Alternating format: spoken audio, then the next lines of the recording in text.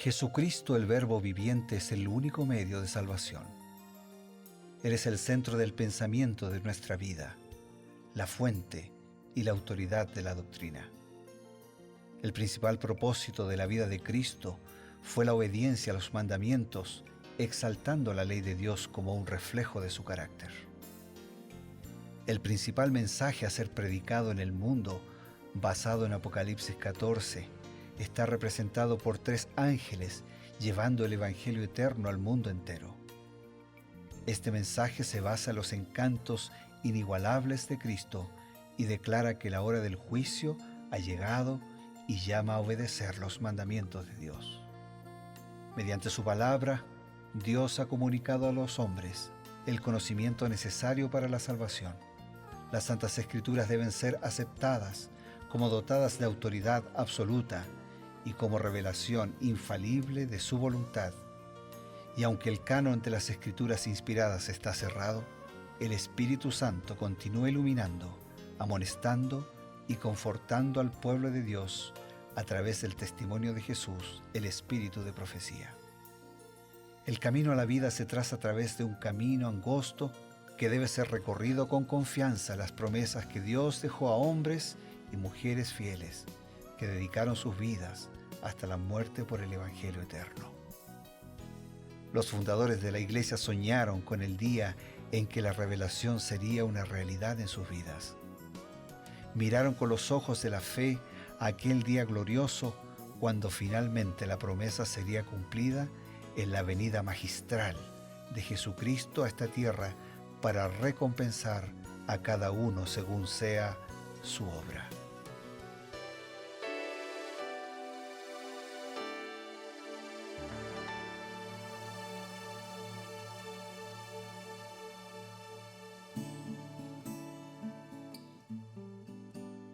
Un nuevo día, una nueva oportunidad. El Señor en cada momento nos ofrece oportunidades para crecer, para desarrollar, pero sobre todo para acercarnos a Él y conocerlo más, conocer su plan para nuestras vidas. Estamos en Creed en sus profetas. Este programa está dedicado a conocer el consejo de Dios que viene a través del espíritu de profecía, consejos inspirados que el Señor le otorgó a la mensajera llamada Elena White. Tenemos con nosotros al pastor Bruno Razo, líder de la división sudamericana, la Iglesia Adventista en todo el territorio de Sudamérica. Bienvenido, pastor. Muchas gracias, pastor Eber. Es un gusto estar contigo, con el rector de la Universidad Adventista de Bolivia. Tú dices un nuevo día y yo digo que sí es un nuevo día, pero es el mismo mensaje, el mismo Dios, la misma intención de profundizar juntos en el mensaje de Dios y encontrar lecciones espirituales que aplicadas a nuestra vida nos ayuden a vivir mejor. Sin duda. Hoy nos detenemos en 2 de Samuel, capítulo 21. En este capítulo, pastor, aparece un grupo de extranjeros que durante la conquista les habían permitido vivir entre el pueblo de Israel.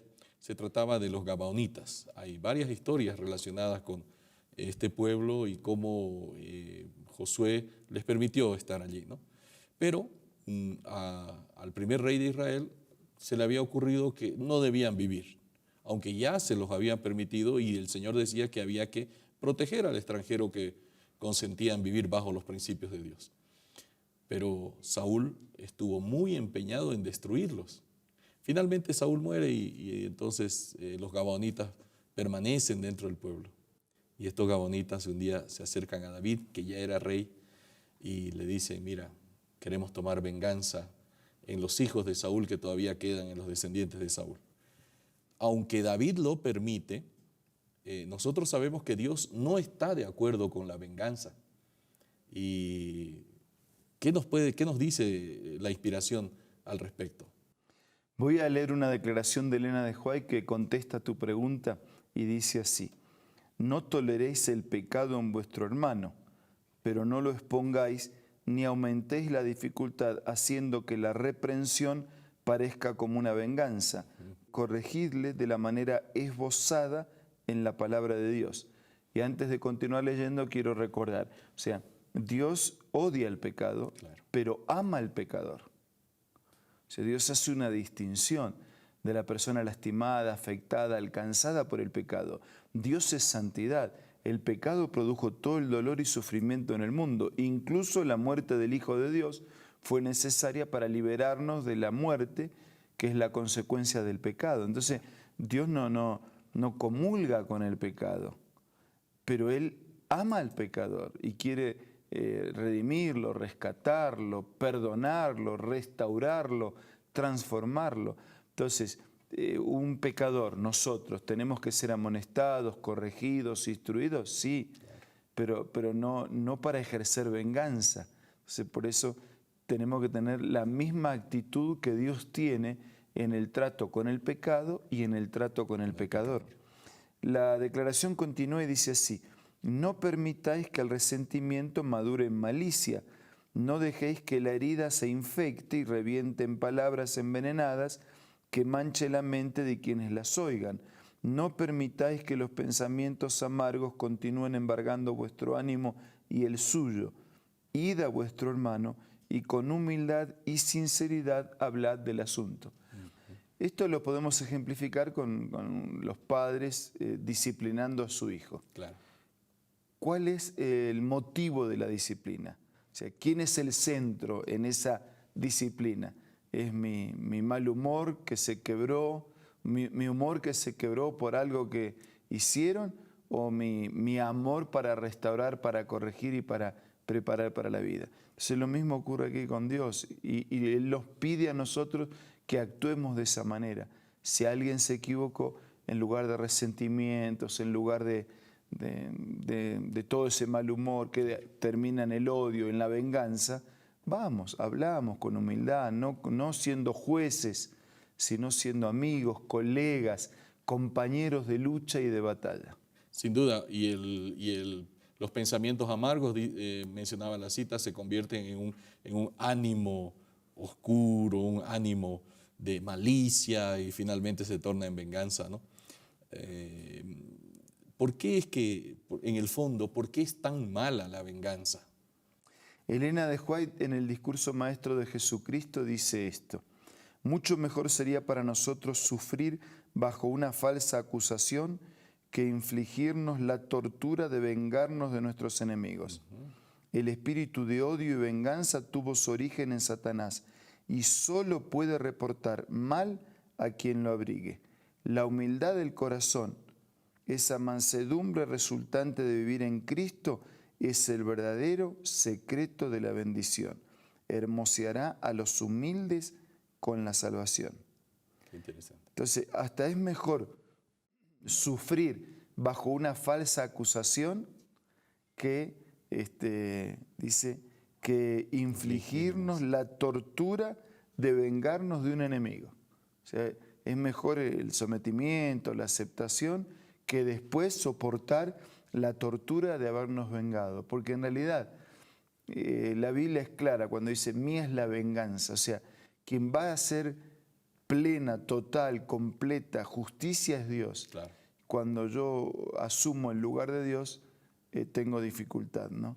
Y la sociedad de hoy también, a veces aparece alguien que frente a la lentitud de la justicia o en algunos casos frente a la inoperancia de la justicia, algunos hacen justicia por sus propias manos. Sin embargo, no terminan de resolver el problema, porque el hacer justicia por sus propias manos les genera otras dificultades. Claro.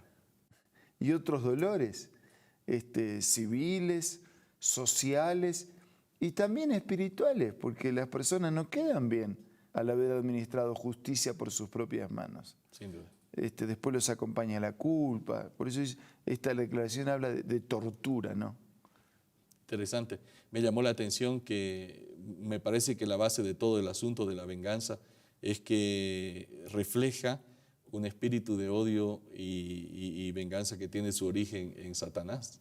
¿Qué nos puede decir al respecto? Sí, se origina en Satanás, o sea, el espíritu se origina en Satanás, el odio se origina en Satanás, la rebeldía, la rebelión, el ubicarse en contra del otro, es una actitud egocéntrica y Satanás es la personificación del egoísmo.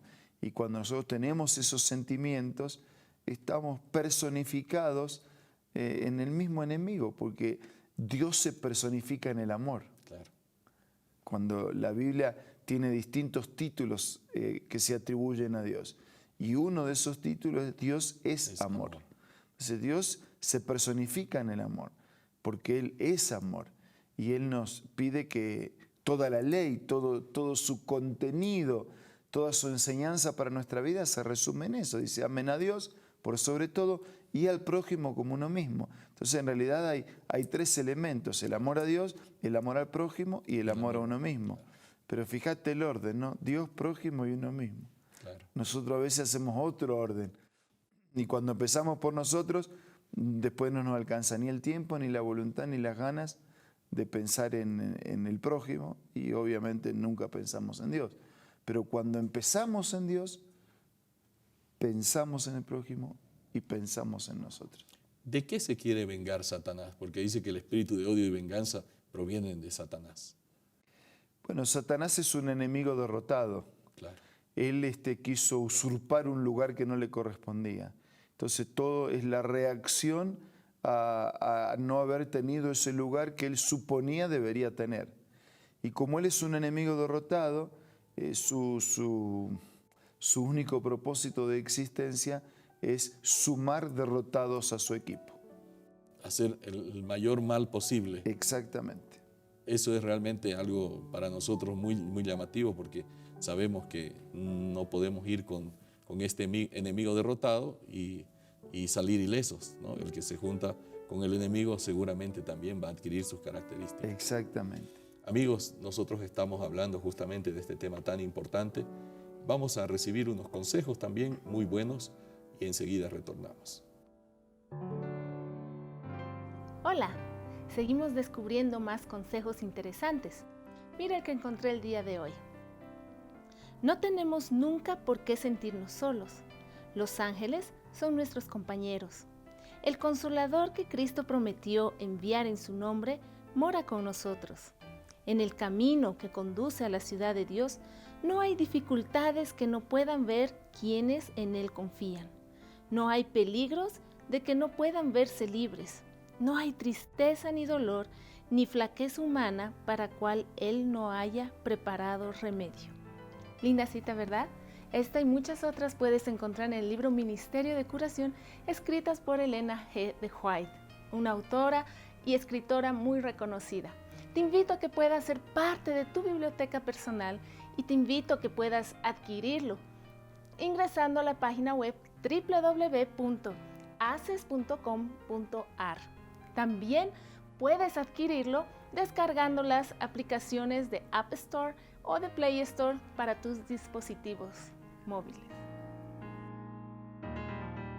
Qué bueno que estamos juntos, estamos aquí en Creer en sus Profetas. Vamos a recibir un consejo, una llamada para nuestra vida y también la invocación al Señor. Si nosotros pudiéramos tener la actitud de Dios de desaprobar el pecado, pero de amar al pecador, estaríamos dando pasos significativos para una vida diferente. Cuando hablo de desaprobar el pecado, en primer lugar, desaprobarlo en nosotros mismos. Y entonces podríamos estar en condiciones de ayudar a otros para que también sean vencedores sobre el pecado. Pero vamos a desaprobar primero el pecado en nosotros y vamos a tener la actitud de Dios de tener amor por los pecadores, así como Él tiene amor por cada uno. Ahora vamos a orar. Querido Dios, gracias por tratarnos como nos tratas, que aunque no lo merecemos y somos pecadores, danos ese Espíritu del Señor para ayudar y para bendecir a todos los que nos rodean. Lo pedimos, lo agradecemos, en el nombre de Jesús. Amén. Amén. Esto ha sido Creed en sus Profetas. Nuestro reencuentro está pactado el día de mañana. Un nuevo capítulo y una nueva reflexión para nuestra vida. Nos vemos entonces.